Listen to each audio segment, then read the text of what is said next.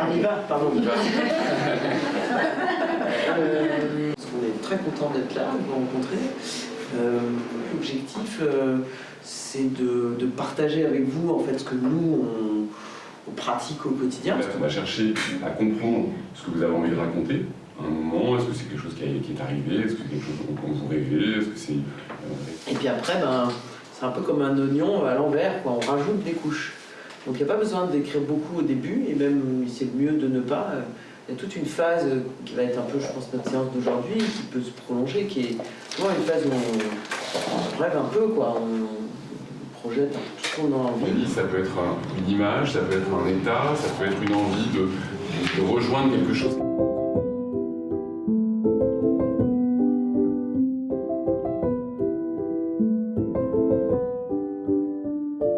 Donc, des fois, c'est la peur du personnage qui fait qu'en tant que spectateur, on a peur.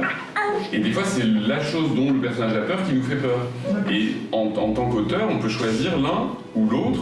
Un film, ne pas abandonner mon fils qui est autiste. C'est évolué et que maintenant, il faudrait prendre le courage et la force de casser ces barrières-là. Par le sens, la fin, l'élan et tout, parce que je pense que c'est ça qui nous guide en fait. Cette sensation de nager, d'avoir une vague qui arrive, de passer dessous et de remonter à chaque fois et de répéter cette action sans cesse sans pour le moment, entre guillemets, en voir l'issue. La vie c'est obscur, c'est pas à vous de ça n'a aucun sens, c'est pas envie, c'est souvent brutal, c'est obscur, vraiment dans tous les sens.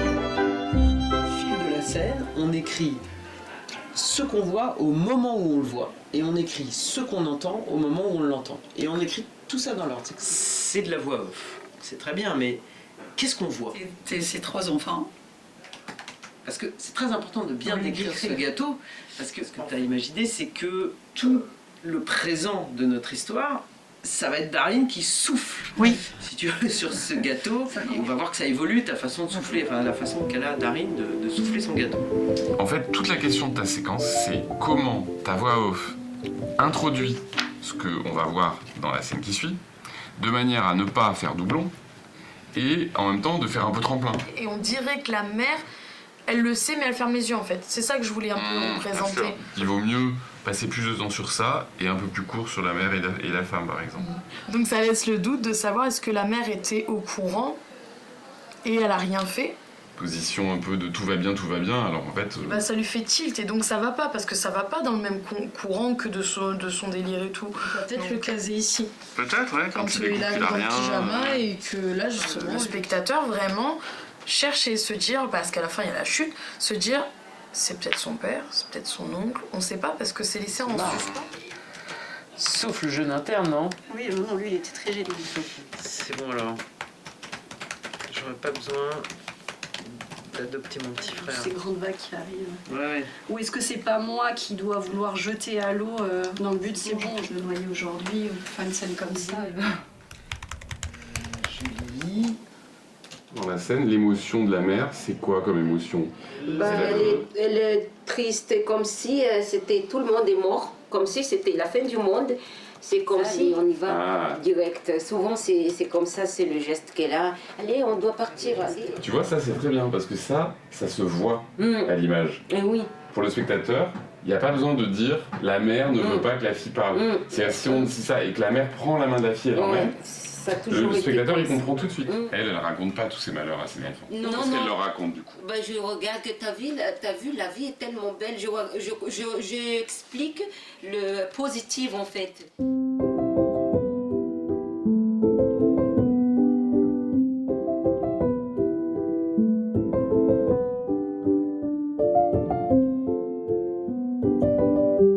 Comment on va comprendre que c'est la petite fille? D'abord, on va se quitter pour qu'elle aille sur scène. Et lui fait des signes. Donc elle cherche du regard, dans la salle quoi. Oui. Ça c'est bien, ça peut être un début. Oui. Mais ça va être super. Tu nous as raconté cette histoire, mais du point de vue de la nuit, et ça c'est comme si tu nous l'as raconté du point de vue du jour, enfin tu vois, il y a un truc. Mais c'est la même période de temps. Entre la première fois où tu es venu à l'atelier, où tu as parlé de ça, et finalement le texte qu'on a ici, tu as retourné finalement cette souffrance en en expression positive. Oui. Ça couvre la même période de temps, mais tu as changé de prisme en fait, tu as changé d'axe. Et c'est ça l'écriture, hein. C'est que tu te rends compte, tu t'approches progressivement de ce que tu veux faire. Tu as été obligé de passer par le côté obscur pour arriver au côté clair.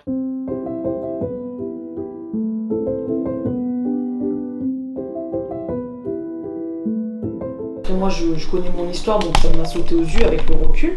Et je faisais justement le pont avec l'emprise que voilà, tout est centré sur monsieur. Et moi en fait c'était futilité, j'existais pas, bah, c'est pour toi ça sert à rien. Et en fait en lisant mon texte, c'était tellement devenu frustrant pour moi que, non mais à un tel point que j'arrivais plus à lire l'histoire. C'est génial. À me mettre dedans et à me dire, et en fait je me suis fait une prise de conscience, je me suis dit Marie stop. Écoute ton instinct, il faut un prénom, et en fait j'ai choisi de l'appeler Nora. Nous, quand on écrit, on fait pareil que toi en fait.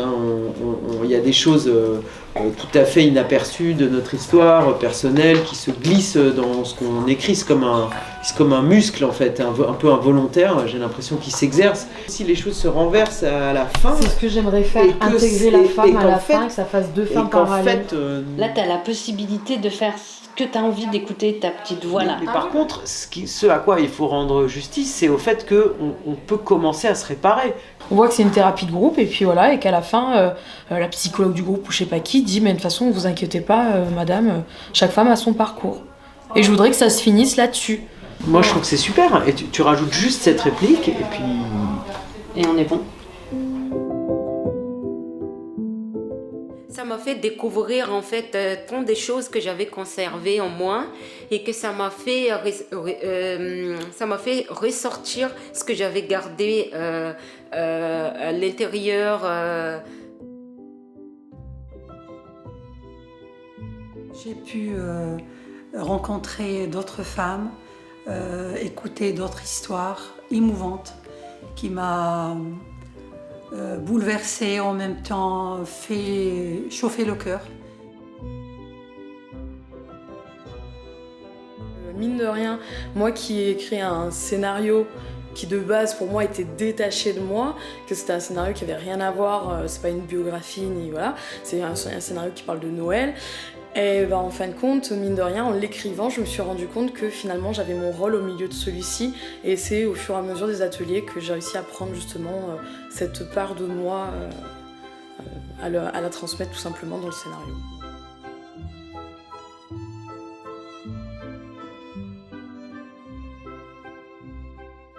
Eh bien, ça me fait du bien d'écrire, de me distancer de ce que j'ai pu vivre dans ma vie qui était difficile, et de voir la vie sous un autre angle plus beau, plus...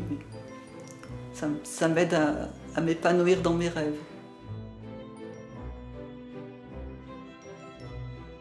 J'ai compris que à travers chaque histoire, chacun a un point de vue différent de la vie, surtout aussi. Et en fait, ça a été très très riche en émotions, très très riche aussi au niveau de soi-même, de partage.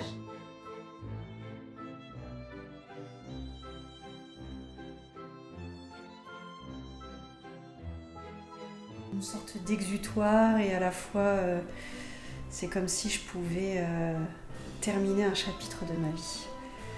Que je tourne une nouvelle page et que à la fois je montre à la terre entière qu'il est possible que tout aille bien quand tout allait mal.